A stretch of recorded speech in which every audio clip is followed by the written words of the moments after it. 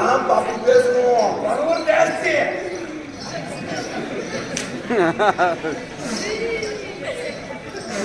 அதனால பாண்டு மகாராஜன் கானகத்திலே அபால மரணம் அடைந்து விட்டார் என்று இது தலைமையில தீர்த்து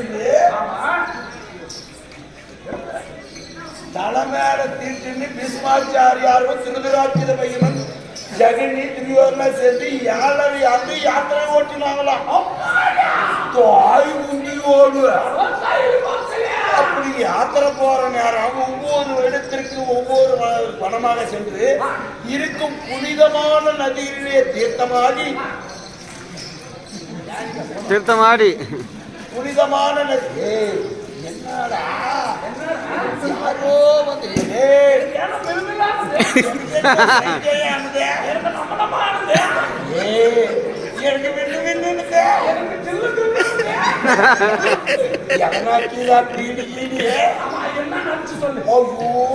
அவங்க அம்மா கட்ட புரிஞ்சிப்பார்